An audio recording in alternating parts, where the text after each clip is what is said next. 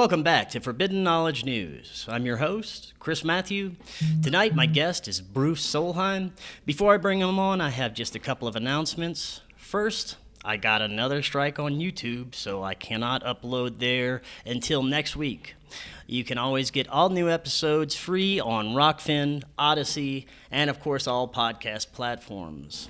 Second, I had a great time last week at the UFO Mega Conference, and we still have tons of content to upload.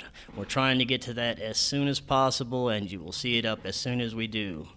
And we're going to be featuring some of the amazing presenters from the conference starting this month. So look for those coming up. And definitely check us out on Rokfin, where you can get all our premium content. You can get all our regular shows and all the premium content from all the amazing content creators on Rokfin. Also, we finally have our merch store up. You get t-shirts, stickers, bags, all kinds of cool stuff. That link is in the description or fknstore.net. Be sure and check that out. And finally, check out the great products at Ascent Nutrition. They're an amazing all-natural health and nutrition company. Not only do they have supplement categories like vitality and energy, healthy metabolism and detoxification, you'll see brain and focus, and intuition and consciousness. I've been taking their nootropic focus, and man, my focus and attention is off the charts. If you're ready to optimize your meat suit, check out Ascent Nutrition. Tonight, I want to welcome Bruce Olav Solheim. He earned his PhD in history from Bowling Green State University in 1993. He is a distinguished professor of history at Citrus College in Glendora, California, and he has published 12 books and has written 10 plays, 6 of which have been produced. He has published a trilogy of nonfiction paranormal books, Timeless, Timeless Deja Vu, and Timeless Trinity. He also has a comic book and graphic novel featuring an alien hybrid character named Snark. He is back again to discuss his new book, Anzar the Progenitor. Bruce, welcome back. How are you? Good. How are you, Chris? I'm very good. It's always great talking with you. And I think it's been like almost a year since we last spoke, and so much has happened. Last time you were on, we talked about some of your personal paranormal experiences and briefly touched on your encounters with Anzar.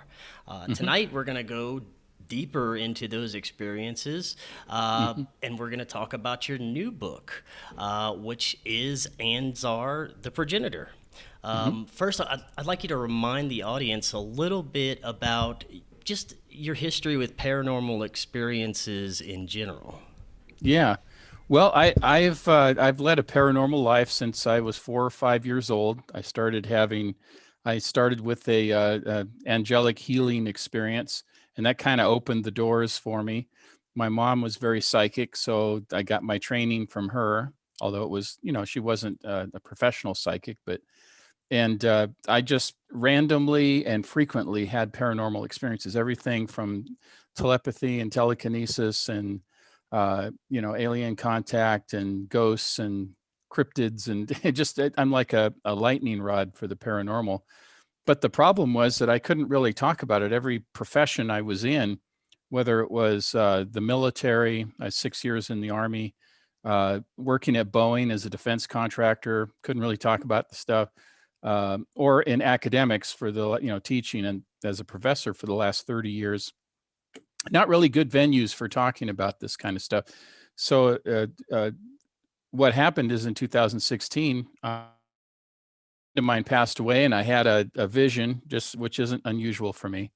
But in this case, my friend Gene passed away, and he came to me and said that it was time to start telling my stories, publishing my stories, and even gave me the name of the book, Timeless, because he said we're all timeless. There's no future, no past, everything's the eternal now. And he just shared a bunch of information with me and gave me the courage to step out and step forward and start telling these stories. Little did I know I'd write 3 books, so it's a trilogy: Timeless, Timeless Deja Vu, and Timeless Trinity. But then, as we talked about last time, I started talking about Anzar, and I thought, with the help of Terry Lovelace, whom you know, he convinced me you should write a book just have it just what Anzar has told you and your conversations with him, and which is what I did. So this is the fourth paranormal book. And if you look at my publications, I've published 12 books. I did all these standard academic books, and then all of a sudden, whoa, real turn. I started doing all these paranormal books. So, which I'm glad I did. There haven't been any retributions. Everything that I was afraid of, that I'd lose my job or students would laugh at me or my colleagues would abandon me or whatever. None of that has happened. In fact, I teach a paranormal class at my college. They allow me to do that. We haven't done it for the last year because of what's been going on, but next year we're going to start it up again. So that's kind of a long story short. You name the experience, I've had it. And I don't think I'm anything special. I just, for some reason, the spirits liked it. Well, I started my first book by saying, it's not that I believe in ghosts, it's that they believe in me. So I don't have a choice. I kind of feel the same way with aliens too.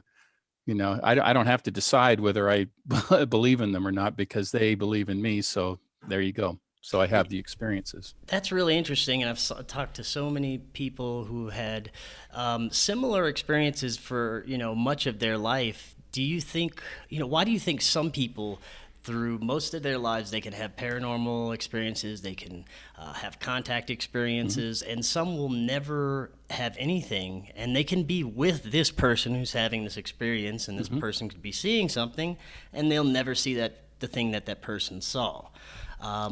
Is it just that some people I guess they have this opening to the other side, to seeing things beyond our spectrum? What do you think? Well, I think that's basically what it is. I think everybody has paranormal experiences, but not everybody acknowledges it.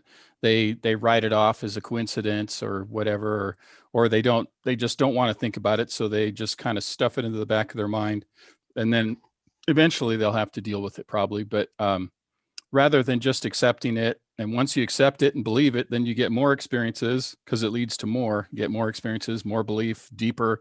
It just keeps going deeper and deeper. So it's a matter of accepting it, not being afraid of it. Although I do think, with the paranormal, you got to be cautious. I don't think it's like hey, let's let everything happen. I think you have to be very careful.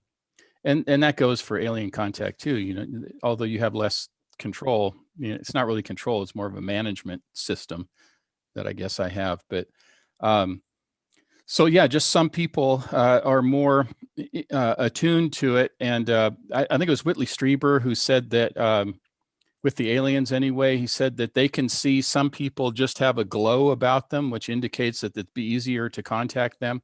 So go for those guys. Don't waste your time with other people who aren't going to even acknowledge you. And I think it's the same for ghosts too. They're not going to go to people who don't believe in ghosts and aren't going to even accept the fact that there's somebody trying to contact them. So they're just not going to waste their time. Because it takes a lot of energy for them to get down to our level, and it takes a lot of energy for us to get up to their level. So vibration or whatever you want to call it, consciousness, I call it, more than vibration, but it's a similar concept. Yeah, I like how you said, I'm sorry, go ahead. No, go ahead. I like how you said believing is a big part of it, because after I've had my first experience and I kind of accepted it and came to believe in it more happened, and it kind of led me on my path. It kind of threw signs and synchronicities at me that I should be doing this and this. It was all connected to this paranormal experience, and it's strange how that can happen. Yeah, and once you realize that it's all connected, this in fact the first half of the new Anzar book is research that I've done on the connection between the spirit world, the alien world, and the quantum world, what I call the quantum nexus, that it's all really the same thing. And I developed and it's not just me that has this theory or thesis. There's, much smarter people than me, but, that's what I develop in the first part. So there's a lot of footnotes and a lot of, kind of the kind of research that I do for my regular history and political science books, but it's dedicated towards this quantum nexus. And then the second half of the book is all the contact that I've had with Anzar, this one particular entity, this ancient alien mystic, what he's told me, the wisdom he's given me, the predictions, prophecies, and preparations he's given me. And so that's what I share in the second half of the book. And all of that is based on having these, what I call spirit walks which are really just meditative walks that I take where I get into my meditative state and have my, my mediumship experience, which could include Anzar. It could include dead relatives, people that have passed on in my life, or other people's relatives if I've been asked to do that. Or my friend Gene, who started the whole thing. I always have to mention Gene every time I get interviewed, because if it wasn't for him, I wouldn't have had the courage to write the first book, and none of this would have happened. We wouldn't be talking right now. I'd be hidden away somewhere doing some mundane task, instead of talking to you about this exciting stuff. And it is exciting because it's there is a paradigm shift going on, and I know you know it, and a lot of people know, but there's a lot of people that haven't quite sensed it yet. So it's a big responsibility when you've had these experiences. You have a responsibility to everybody to help them understand. And a show like yours, or books that I write, or whatever, all of our friends that are involved in this are doing their part. Everybody has a mission. Everybody's doing their part to do what Anzar calls a leap of consciousness, the next evolutionary step for human beings. And so, as a long answer to the short the short question about why some people and not others, really it's just everybody has these experiences, they just don't acknowledge. And like in my class, I'll have people in my paranormal class that are believers, lots of experience. I'll have people that are really interested, but they're so frustrated. I've just never had an experience. And then I'll have a couple skeptics too, which is always fun because you get to commiserate with them, and it's fun. But the people who claim they've never had an experience, the first day I always ask, well, have you ever felt like somebody was staring at you, and then you turned around and somebody was staring at you? And they all, yeah, I've had. I said, well, that's paranormal. Right. That's paranormal.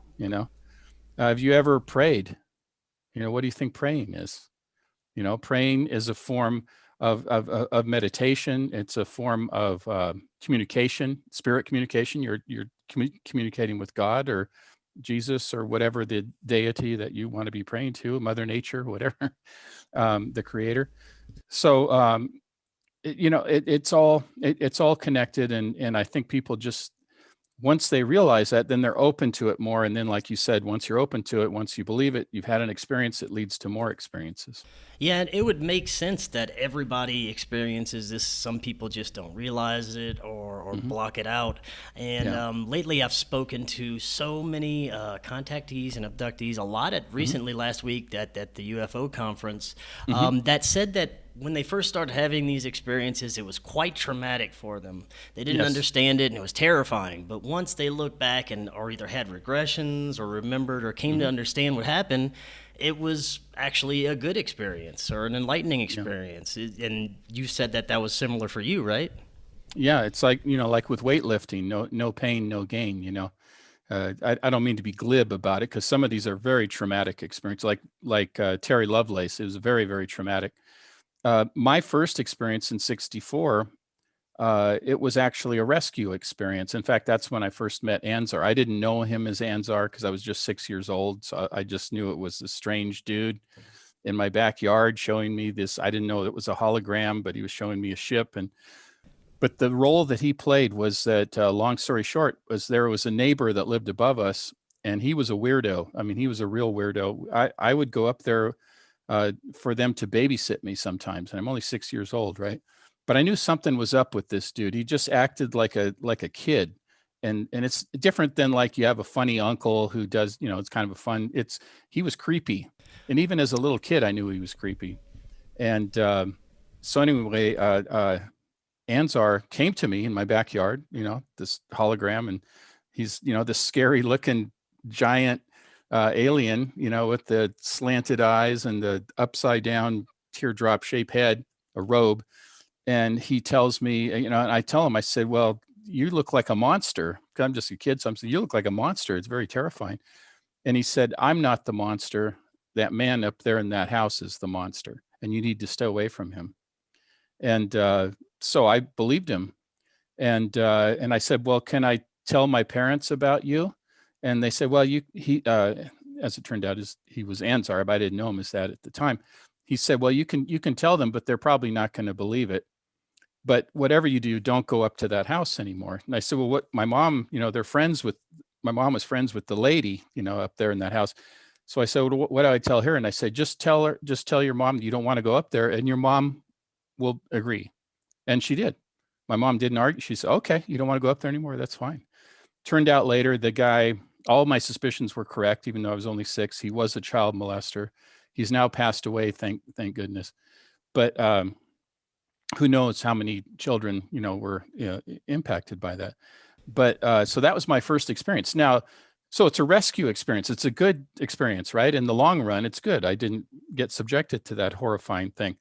But it was so traumatic that for 2 years, I had to go to speech therapy. I couldn't talk. I suddenly lost my ability to talk. I would stammer and stutter so badly that I couldn't even communicate.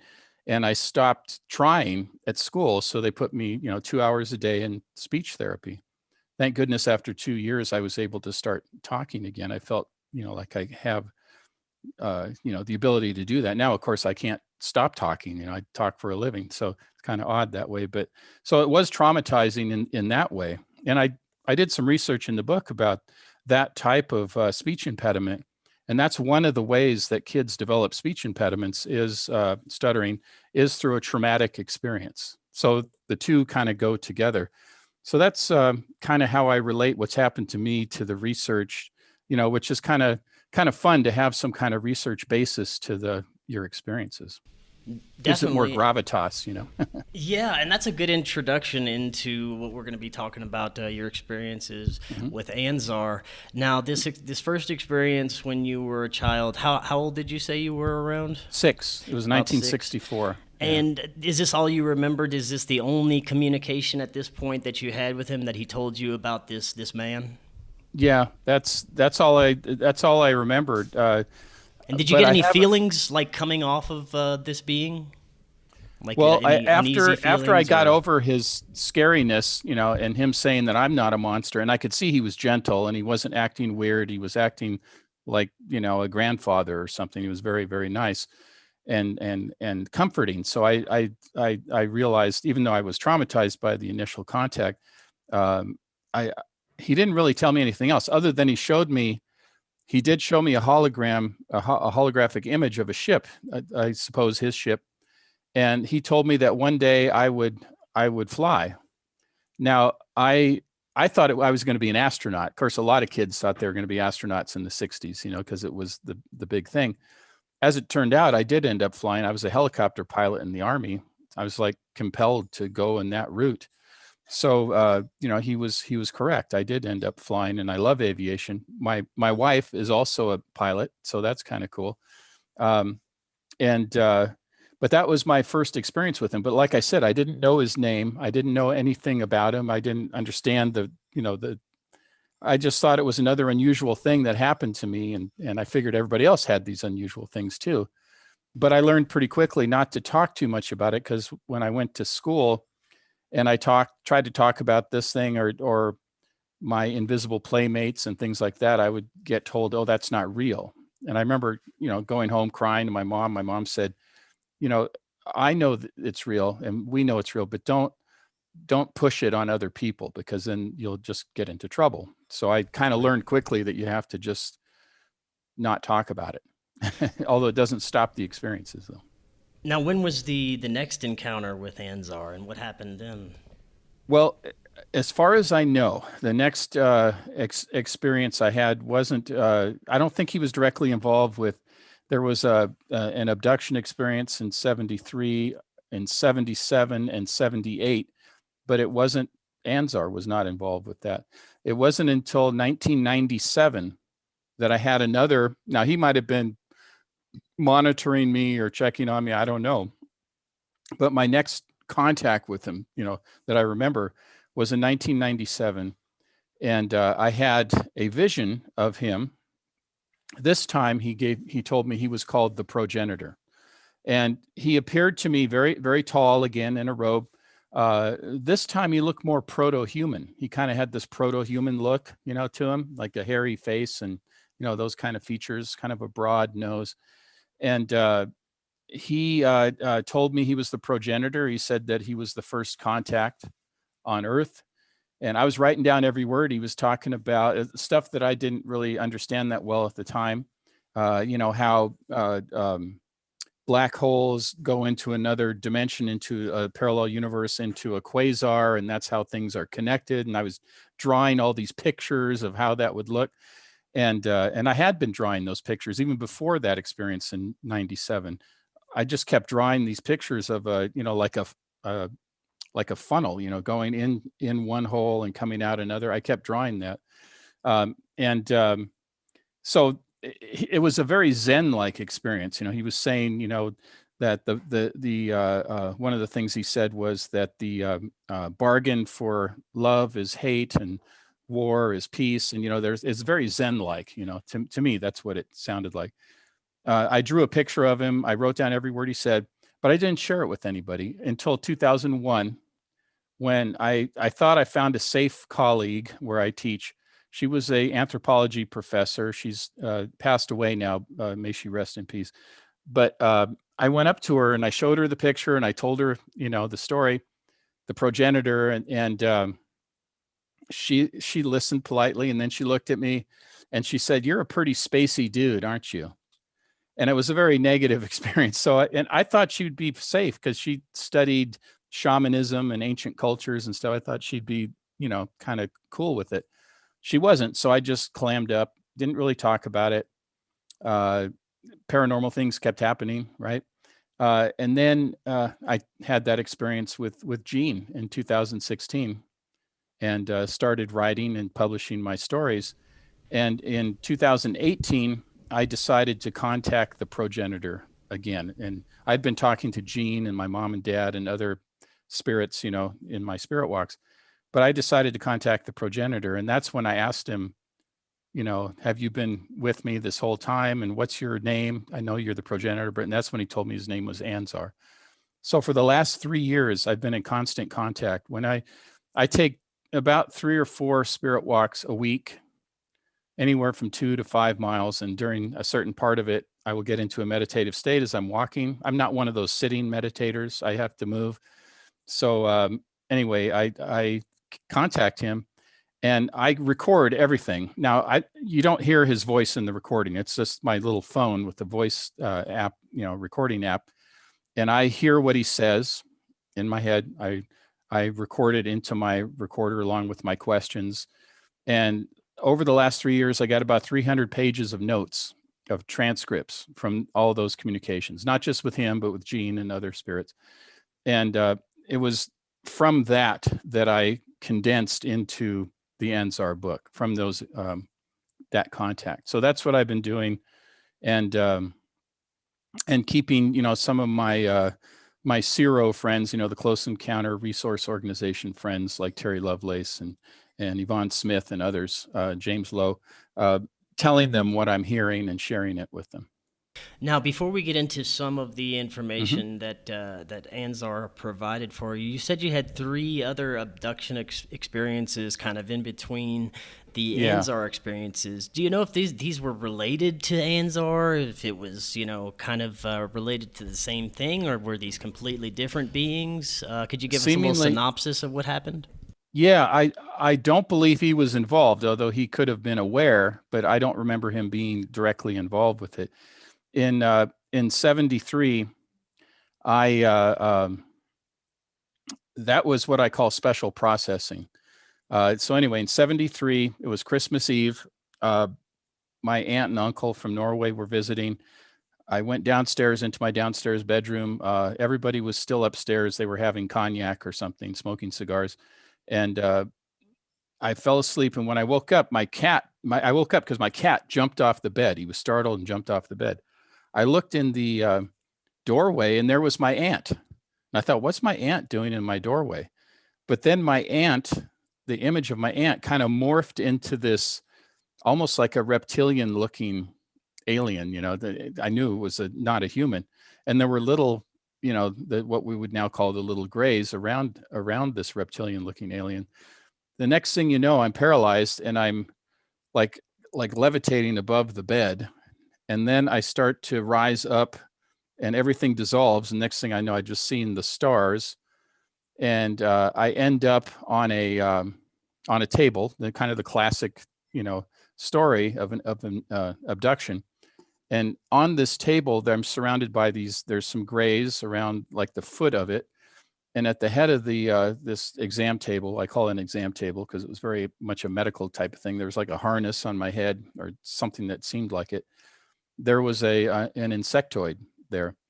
And I call him Dr. Bug. And Terry Lovelace and I think we had the same doctor, so we both call him Dr. Bug. But I was pretty terrified. I asked what's going on, and he said, just, calm down. He didn't have a very good bedside manner, but he wasn't cruel or anything. He was just all business, And he said, you're here for special processing. And I started to ask some questions, and he said, that's all I can tell you. And he just touched my head, and then I don't remember anything else other than I'm settling back into my bed, and my cat jumps back up on the bed. So that's what happened in 73. In 77, it was a dual experience. I was with a friend of mine, and we were 18 years old. We just graduated from high school, and we were driving to Salt Lake City, and then we're going to go to Las Vegas, LA, back up the coast, back to Seattle. We're from Seattle. And we only got as far as Idaho, the wilderness area of Idaho.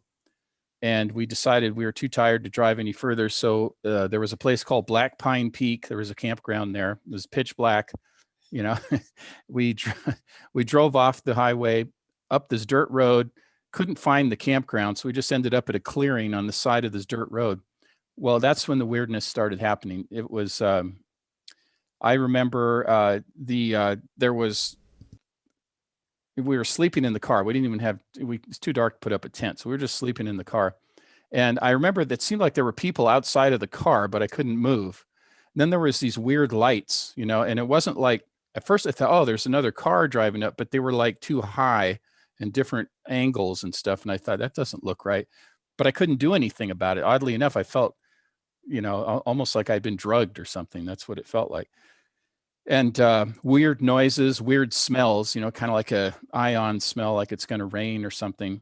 And those are the conscious memories I have of that experience.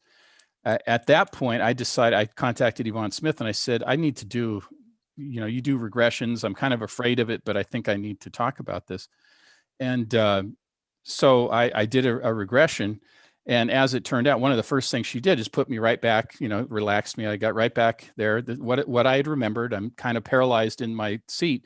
And she said, she's very good. She doesn't lead you on. She just said, look at the passenger side and what is your friend doing? So as I'm remembering this, I look and I said, he's gone. He's not there. Where's Ernie? I call him Ernie in the story. He's gone. Well, as it turned out, Ernie had been taken. He was abducted.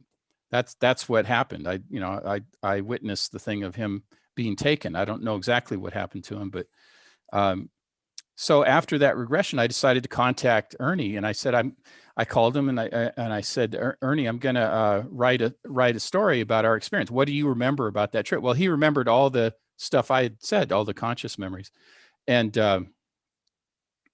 then I said, okay, well, I'm going to, I think it was an abduction.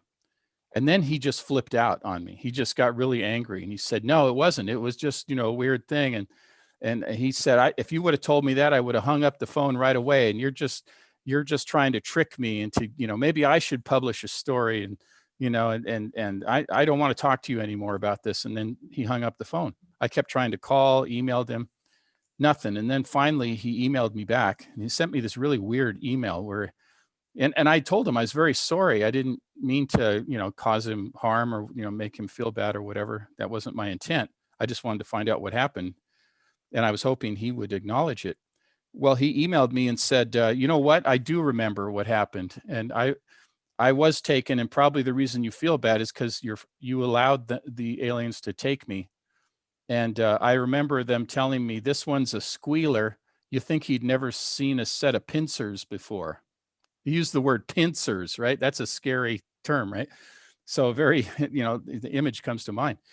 So, and then he's never talked to me since. That was, I don't know, 2 or 3 years ago.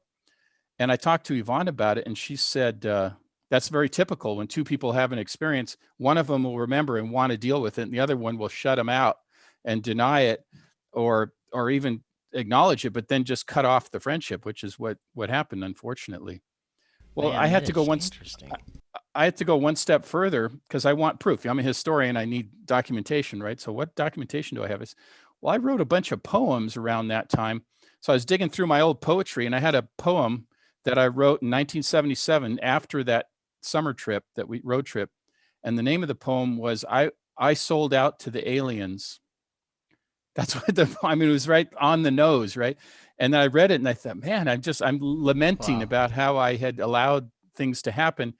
And then at the end, it says, it mentions pincers in the poem, and my jaw dropped, and I go, I didn't remember writing that, but yeah, that's what Ernie said, and that's what's in the poem. And then I thought, wow, that's that's amazing. I know that's kind of a long story, but anyway, it's cool because it involves hypnotic regression, conscious memories, a second party, and then some documentation from that time period. So it kind of has a bunch of different things together. Yeah, that is really cool.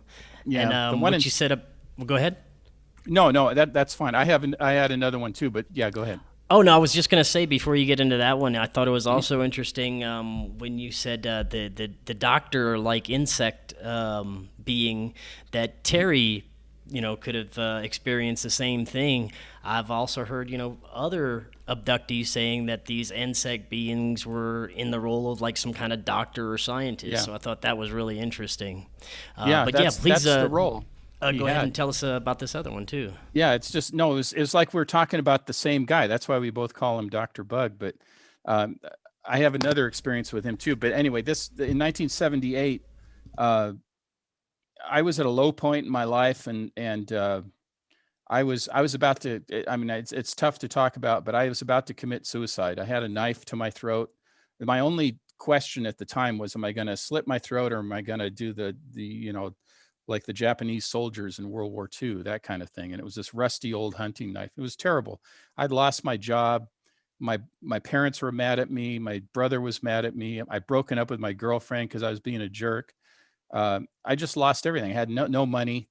I'm sleeping on this dirty mattress on my brother's garage floor, and he's about to kick me out, even there, I'm living there for free. So I decided I'm going to end it. Well, I'm just about to do this, and all of a sudden there's this particle beam. It seemed like it shot up out of the floor, but it was connected up through the ceiling of the garage. And it was almost like a fire, but it was like particles, right? And it was like this low rumbling sound, and it was a tremendous experience. I mean, it's like I was frozen. I couldn't do anything. Next thing I know, I'm like being carried up through the ceiling. I can see the stars, right? And I'm carried up. I don't go to a ship or anything. I just up into the heavens, and it's beautiful. And then I come back down gently, back onto this dirty old mattress. And when I come back down, I had no intent of wanting to kill myself. I had just lost that. I just thought, that's ridiculous. I would never do that. And so I count that as another rescue. There was some reason that I was supposed to not carry that out at that time. So there was an intervention at that time. So that's what happened in 1978. Wow. Subsequent to all this, I've had talking about the bug, Dr. Bug. I was in San Diego visiting my cousin, who's also an experiencer. So it runs in families. She's my blood cousin. And we were talking, I was telling her about Dr. Bug, about this experience. And all of a sudden, we're in this outside restaurant in San Diego. It's not windy or anything. This pipe with a outlet on it just starts to swing back and forth really wildly, just back and forth. And I thought, they must be. I looked up there. There's nobody manipulating it. There's no wind to speak of. Nobody brushed by. And I told her, I said, look at that. We were just talking about Dr. Bug. I look at this thing and she looked and she said, wow, that's weird. And that night when I went to sleep, I woke up in the middle of the night and I heard a voice, and I assume it was Dr. Bug. And he told me, "Oh, so now you think you know everything." And he said it in a very condescending voice. He wasn't mean, but he was like, "Oh, now you think you know everything, huh?" Kind of like that. So I thought it was, I thought it was pretty funny, actually. So I don't think he's mean. I think he's just doing a job. I don't know who he's working for. I don't think he's the boss. I think other people are the boss. He's just kind of like the medical guy, doing his job. And that's the same impression Terry has had too, that it was, he's just doing his job, nothing personal. But if you were going to pick an HMO doctor, you wouldn't pick him. Right. Right. But, Yeah. but he wasn't evil or anything, Yeah, it's so, it'd be fascinating to find out some of the roles that these beings play whenever they're yeah. carrying out some of this stuff. But I want to Yeah. get a little bit back to Anzar. Mm-hmm. How do you know that the information Anzar is giving you, that he's not trying to deceive you in any way? That he's not. It's a good, This it hasn't yeah. been a big ruse. Yeah. It's a good question, because having had these experiences with, when I first started doing my spirit walks, I wasn't very careful with protection. So I'd go out there, I wouldn't do my prayers of protection. I wouldn't ask my spirit guides to help me and protect me. I wouldn't do my prayers that I do like I do now. I just went out there, put up my radar dish, and just, okay, what can I pick up? And all kinds of weird things were happening. And most of it was not malevolent, but it was annoying. It was like things that would just, like, people, you can imagine, like a single doorway and hundreds of people trying to get through this door at the same time. It was just chaos, and there's just a cacophony of noise and, desires, these spirits wanting to talk. So it's very important to be discerning about how you do go about this, whether it's aliens or spirits or whatever. It's the same realm, so the quantum realm. But yeah, so how I know, some of the things he tells me, and I've tested him, but he has a good sense of humor, which is always a good sign. Evil beings usually don't have a great sense of humor, but he always tells me, every single time I talk to him, he tells me, um, always keep love in your heart and operate from a position of love. Now, if he had evil intent, he would not be telling me that. He wouldn't tell me that every single time.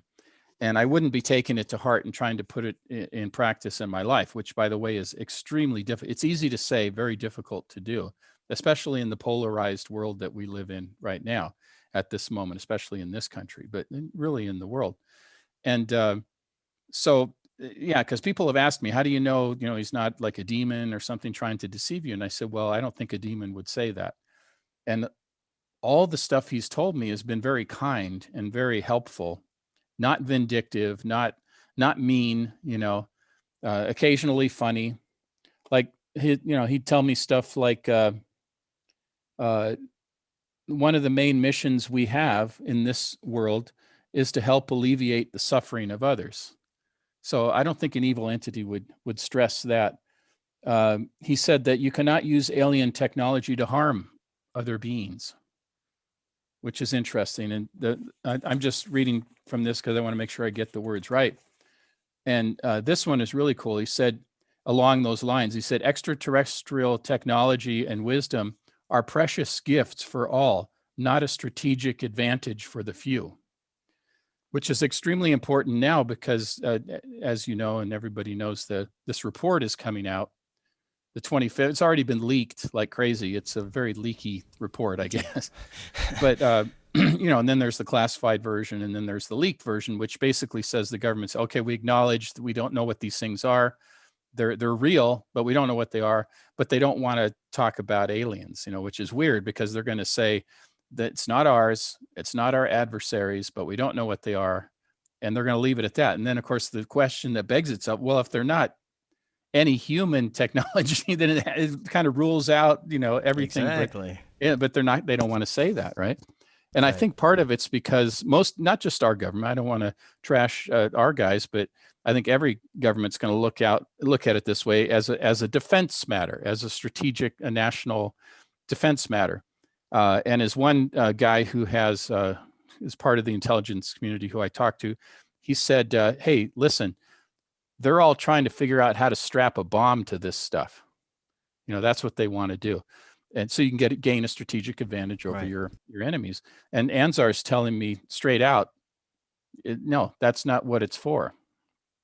It's a precious gift for all, which means we're supposed to all take this leap of consciousness into our next step of evolution. So all that stuff tells me that this is a legitimately kind, benevolent being. And yeah. What is some of the some of the most profound information that he's given you so far? Well, he's talked about some of the technology where he's given me glimpses within visions that I've had where I was inside of one of the craft, I guess, one of the UAVs or UFOs, and I was shown that the person, and it was interesting because it looked like a U.S. military person, came up with this like this thing with a handle. It wasn't very big. It almost looked like a graphite rod or something. And he stuck it inside of this receptacle in this UFO in the center of it. And all of a sudden, everything just came to life, And he said, it's alive. That's what he told me. He said, it's alive, So this is the kind of stuff that Anzar's planting in my mind. And what happened was that the seemingly solid surface around me, the fuselage or whatever you would call it, all of a sudden disappeared and you could see everything through it. It was still there, but it was like transparent. And then the thing was moving and made absolutely no sound. And I was whizzing around and nobody even knew we were there. That was really cool. Like 5 feet off the ground, there's people walking next to you and they don't even know you're there. It was the most awesome experience. It was really cool. So he shows me stuff like this so I can kind of understand why this, why some people can see them, some people can't, why sometimes they might be phased in where you see a solid, looks like a solid thing. Other times it's transparent. You don't see it. They don't see you, although you can see them from inside. But some of the stuff he said, which I think is pretty cool, he said, what will happen in the future because you manifest it, which gives you a lot of, it's empowering. It's very empowering, because we sometimes feel like we're just at the mercy of fate, whatever somebody else is going to do. In fact, I have a problem with the whole word disclosure. I know a lot of people have talked about it recently, but I really have a problem with it because it's so other directed. It's like, I'm going to sit here and wait patiently while my government tells me what the truth is.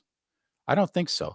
I think you and I and a lot of other people already know what the truth is. We just want more confirmation. We want more information. We want a sharing of the information. But, sitting there and waiting for a disclosure, somebody disclosing to you what is going on, is a very other directed thing. So he prefers to call this experience not disclosure. He calls it revelation. It's a revelation with all that entails. There's a religious version of that word. And then there's the idea that something that it will be revealed to you internally. You'll understand it. You'll be part of it. You'll be part of it. And that's rather than somebody else giving it to you, it comes from you. You have a deep understanding, like an epiphany, kind of like an epiphany or a radiant moment where you understand it. But anyway, so it's very empowering. We know what's going to happen in the future because you manifest it. Him and Gene both have said we are the aliens. And at first I thought, wait a second. So you're telling me you guys are the aliens, right? Because my friend Gene said it too. And I said, you mean like people who have passed on, you're the aliens? He said, we are all the aliens. He qualified and said, we're all connected. This is a homecoming. We're all connected. And Anzar has told me that I am connected to him. We're all connected to him. He was the progenitor. He was the first contact. And we are all connected. We're connected to all these beings. And so there's a reason why they just didn't come here and destroy us or take over or whatever. I mean, we're family, maybe very distant past or distant future, depending on if you're talking about the time travel thing where maybe distant future humans are coming back, which my friend Michael Masters at Montana Tech wrote a book about that. His book is called Identified Flying Objects, I think. And that's his thesis, is that these are future humans coming back. I think it's a combination of all that. But he's the one who told me that the alien, spirit, and quantum worlds are all the same thing. So that put me on the track to do the research and find other people who've done similar research. There's so many. There's 45 different things Now, someone I want to put in the back ask of the book. Yeah. is that earlier you mentioned how you believe that with this mainstream disclosure stuff, of course they want to strap bombs to whatever these things are, Yeah. but I don't trust any of it. I don't think that they're coming across at all with a narrative that's real. That anything that's really going on behind the scenes, I think it's beyond our understanding. And of course, they're trying to portray it as somewhat of a threat. It seems. Yeah. Has Anzar given you any information about what's really going on with this disclosure stuff? Yeah, well, he says they don't know what they're dealing with. That's because they're so channeled into this threat scenario that it's almost beyond their ability to understand it. And that's why they've had so much difficulty with it, because they think, well, we can just reverse engineer it. If we have pieces of alien technology, we can just reverse engineer it, but nothing is working. Otherwise, 70 years of this stuff, we would have, had a lot more stuff going on. But yeah, he said that they don't really understand. They have the wrong mindset. He said it's not a military situation. It's a spiritual opportunity for growth, an evolutionary step. That's what it is. And until people start thinking that way, they're not going to see what it really is. They're not going to be able to utilize it. They're not going to be able to understand it, which is always, I've told my friends at Zero, is that eventually these government types are probably going to reach out to, and then I know they already are, to some experiencers. Like I know Terry Lovelace, for instance, they're going to start picking brains and wanting to know, what do you guys know? What do we don't understand? Can you help fill in the blanks here? And whenever they're ready to receive that information, I'd be more than happy to share, like with you or anybody else, to have a serious discussion about the puzzle piece that I have. I'm not saying I have all the pieces. I don't. I have one little puzzle piece. All of us have a little piece. We need to put them together. We can't hide them and store them away because, somebody else might get an advantage over us. And, and they'll put a bomb on it before we do, and then we'll be at their mercy. And, that kind of attitude has got us stalled out where we are right now. Yeah, one thing that's become very clear is that we probably shouldn't be looking into the skies to other planets and solar systems, that probably these beings are all around us at all times. It's more of an interdimensional type thing, just beyond the spectrum of our vision, that all this life probably exists, and we're just looking at it the wrong way. Like you said, it's more of a spiritual and interdimensional thing that they don't understand, and it probably scares the hell out of a lot of them. Yeah, when I was a little, yes, I think you're right. And when I was a little kid, I had these ideas. I was a strange kid, but I hang out at graveyards. I felt very comfortable there. I've always had a very strange outlook on things, but I remember watching the movie, The Incredible Shrinking Man. And that left such an impression. I was like a 1956 movie, one of those 50s creature features, whatever, that I used to watch on Saturday mornings. And in that movie, he just shrinks to oblivion, right? And the idea is, I thought, wow, the universe is, is without end, is so, it's bigger than we can even imagine. And also, there's an incredibly tiny world too that we can't see. It's infinite. In other words, our existence is both infinitely small and infinitely large at the same time. And it really kind of, I was thinking, as a little kid, I was thinking this, and I still think about that. I used to think, I put it in the terms I understood. So I said, well, maybe I'm living inside of a giant, in the stomach of a giant. And maybe that giant is living in the side of the stomach of another giant, and there might be someone living in my stomach. That's how I saw it as a little kid, that it just kept going both ways. So I think you're right. I think they just, those in power are kind of blinded by ambition, by their power struggle, by their perception as a military threat, that type of stuff. Not that we shouldn't have a military, but in this case, that is not the answer. And I think that's very clear. And it's not just me that thinks. There's many, many people who have had experiences that think the same thing and feel the same mission. And I think someday, I tend to be optimistic. I think someday they'll actually listen and they'll say, hey, I know we've been telling you guys are nuts. And well, I mean, just even the existence of a UAP, that's a step forward, right? Because it was only a couple of years ago, if you were to, before 2017 or whatever, that, those Roswell people, those UFO people, they're just all nuts. And now here you go. Every major television news, senators, congressmen, from Harry Reid to Marco Rubio and everybody in between, they're all acknowledging these things. The Navy, military pilots, and everybody's coming forward now. I have a friend of mine who's an airline pilot, and he's seen UFOs too, but he can't talk about it at work. So maybe the disclosure, the revelation comes from the people. It's a grassroots thing, and that'll force everybody to realize, to acknowledge it. It has to come from us. We can't wait for it to come top down, because that ain't going to happen. Not in any kind of expedient manner. Not because it's been 70 years, right? And they're still compartmentalizing everything. Yeah. Now, one of the things you said, Anzar kind of explained to you that we may experience a leap of consciousness and an era of reconversion. Could you kind of explain what he meant by that? Yeah, that's a really cool concept. And I had to think about it and ask him a lot of questions, follow-up questions, kind of like a press conference.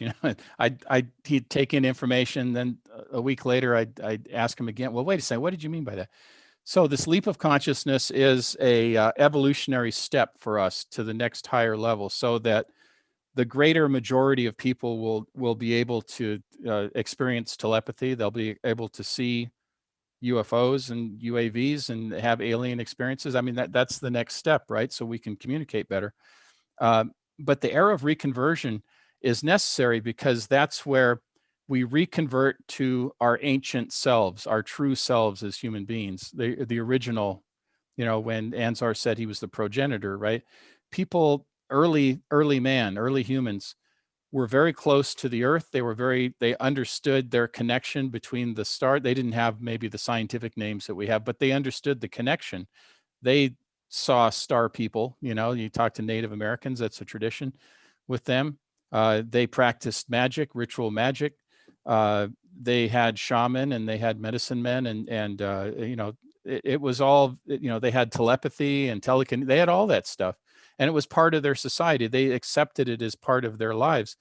And even if you go now to remote areas of the world, people are more accepting of it. But in modern technological societies, we've drowned all that out, and we don't accept it anymore. So we say, well, science has replaced it. Well, I don't think we should replace science with going back in time. What we need to do is keep what we have, all the scientific achievements we have, and go through this reconversion where we put it back together with the ancient knowledge that we had. And then we're truly taking a giant leap in evolution. If we could do that, if we could retain what we lost from ancient societies, whether it's the Aborigines, the Native Americans, or in my case, the Sami people of, the reindeer herders of the north, of the northern high north, if we can combine all that, then we're going to be much better off. We'll see how we fit into the universe. And that's what I'm hoping. I have a very optimistic view ultimately of what's going to happen, but I'm also realistic in that, my main field of history is foreign policy. So that's really the study of wars, right?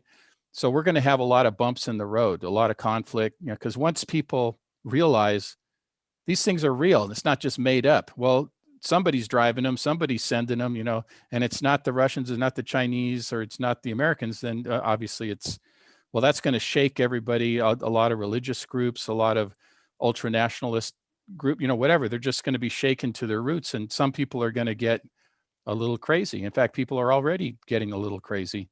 So there's going to be some bumps in the road before we make that leap. And our job, the way I see it, experiencers, is to help calm people down and just realize this These are necessary steps. There'll be growing pains, but they're necessary steps. And that's what Anzar is doing.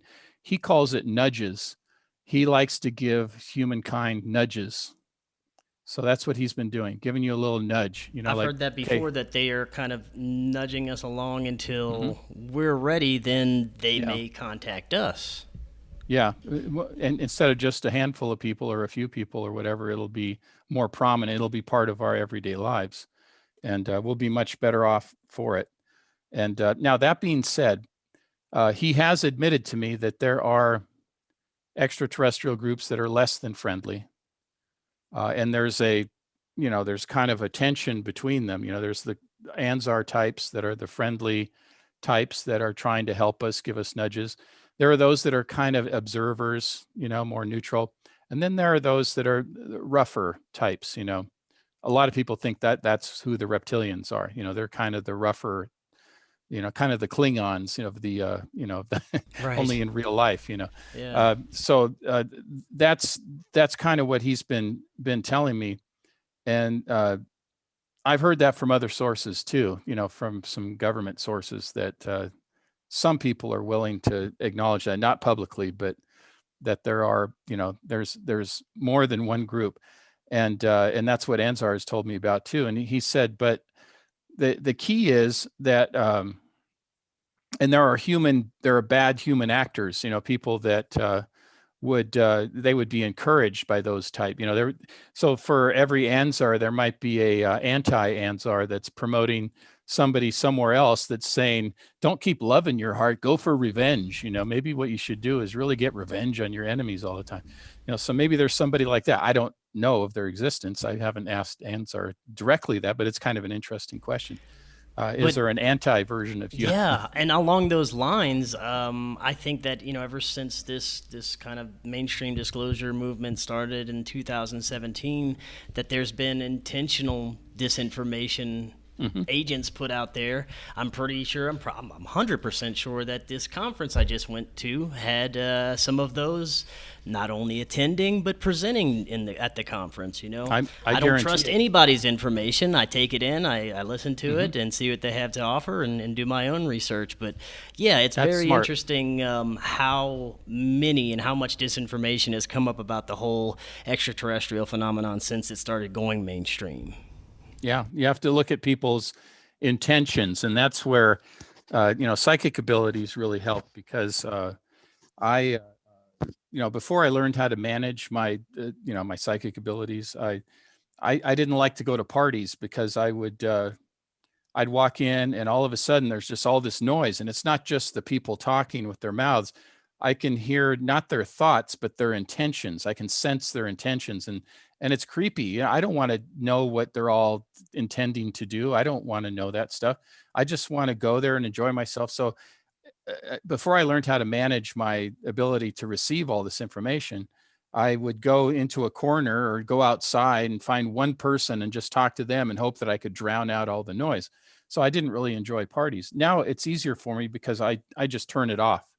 It's like, I call it a radar dish. I just stow it away and I don't turn it on. And that way I can kind of tune out all that stuff. But if I bring up the radar dish, and I'll just start receiving everything. And it's not, people think, man, I'd really wish I could, read people's thoughts or intentions or whatever. That'd be really cool. It's not really cool. It really isn't, unless it's a dangerous situation. Of course, you'd want to use it for survival. And I think that's where it comes from. I think that's the sixth sense that our ancient ancestors had that kept them alive.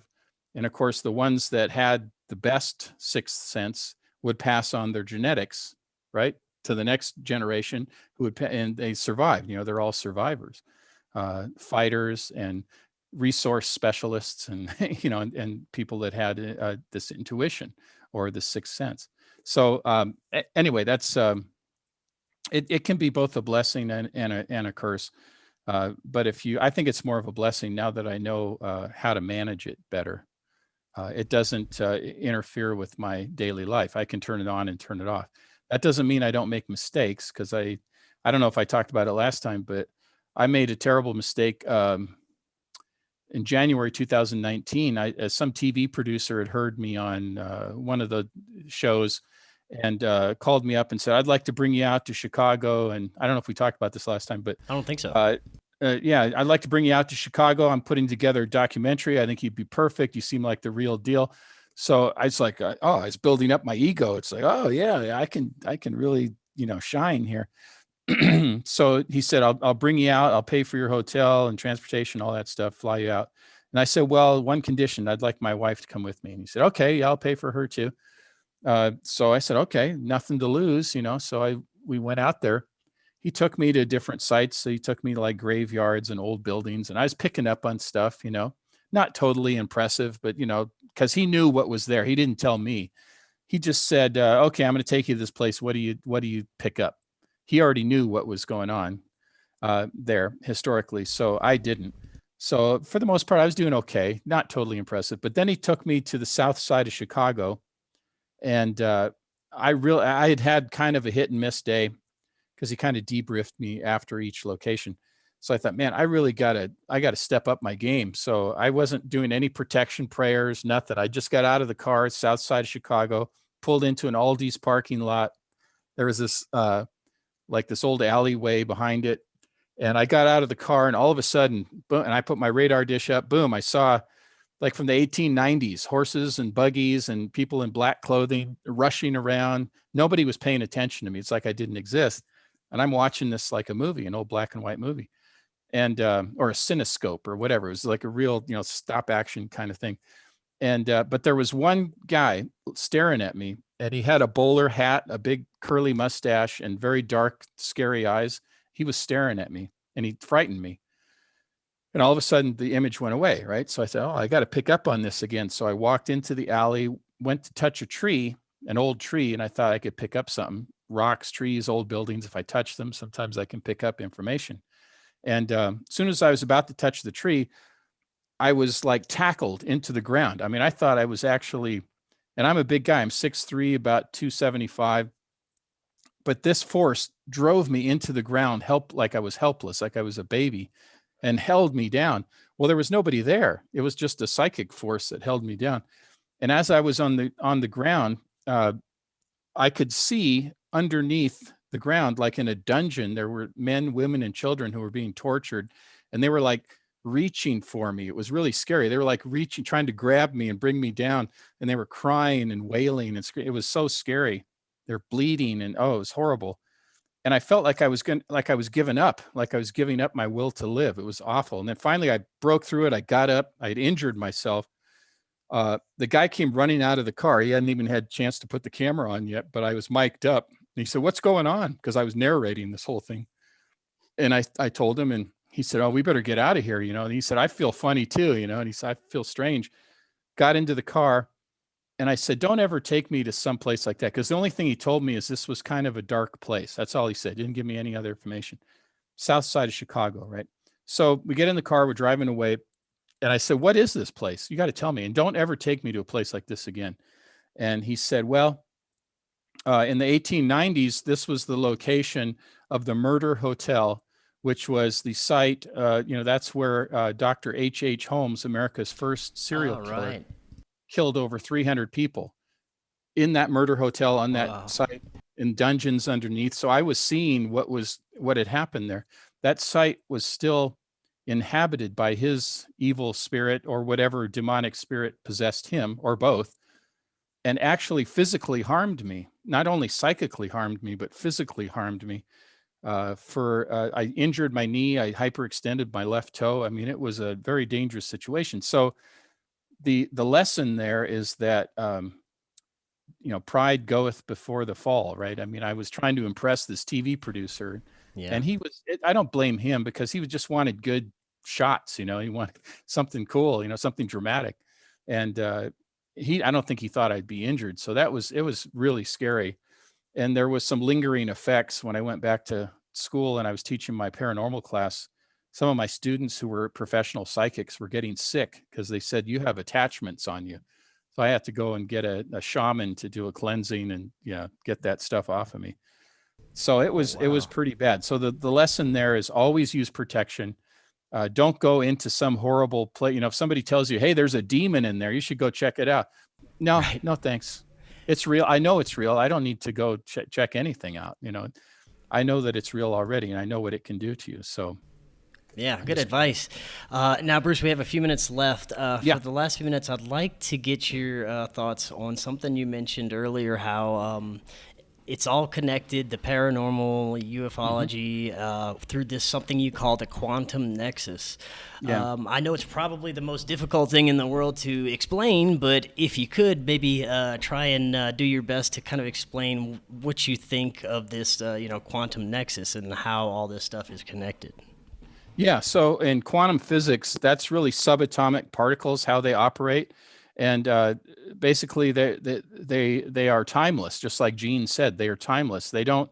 There's no past. There's no future. It's just they're moving in every direction at once. That's how the subatomic world works, and everything's in wave form. And we can't see the subatomic world because we have our material reality that we see. We don't see, like, the desk in front of me looks solid, but in actuality, it's moving. It's all, in fact, we're connected to the desk, to the thing. We're connected to each other than through our, this connection here, this electronic connection, which is really just an interface. We're connected to everything, including the universe. So that's the way the quantum world works. And when you think of ghosts, let's start with ghosts. People report, and I've seen ghosts, they appear out of nowhere. They vibrate into our reality, our subjective reality. Then they vibrate out, they go through windows, doors, and so forth. Well, so do aliens. People who report seeing aliens, they come out of nowhere, they disappear, they can take you through a ceiling, in my case, or a window or a door. They're operating in the same realm. That's what gave me the clue was, wait a second, they're doing the same kinds of things. They have ships that appear out of nowhere, then they disappear. What's going on? And that is the quantum world. That's the quantum nexus being the connection. So I think that's where we have to operate from. So everything that's paranormal is operating in the quantum realm. Everything that's alien is operating in the quantum realm. Occasionally we'll get a little glimpse in our reality.